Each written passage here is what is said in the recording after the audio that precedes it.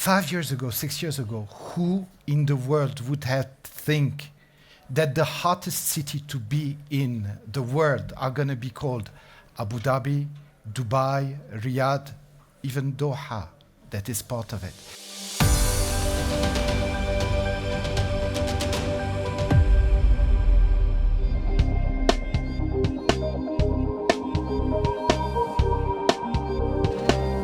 Let me ask the audience, who has been to the region, to Abu Dhabi, Dubai, or Riyadh? And who has never been and who wants to be there? Okay. So you want to go back, okay. 5 years ago, 6 years ago, who in the world would have think that the hottest city to be in the world are going to be called Abu Dhabi, Dubai, Riyadh, even Doha? That is part of it.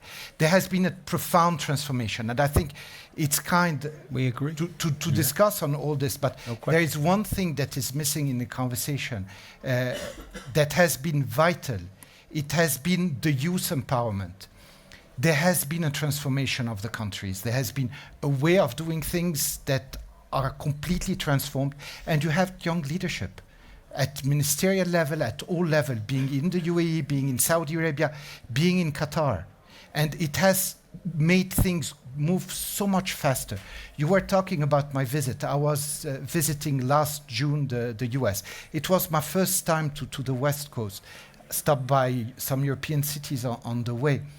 When you look at the infrastructure, you look at the service, you look at the food, you compare it to the Gulf, you feel that there is 10 years difference.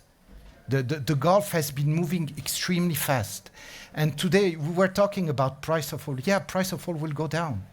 But will the human capital change in the region? I doubt. They've been able to ride through good times through financial discipline. Will the hard time hit the region? Of course, we're not insulated. We're part of a global economy. If China suffers, if the US and Europe suffer, the region is going to be impacted. But you see everything the region has been doing.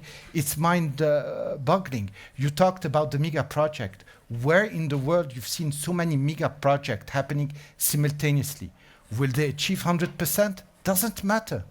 Even if they achieve 20 or 30%, there has been a shift on the way the world look at the region. We were talking earlier.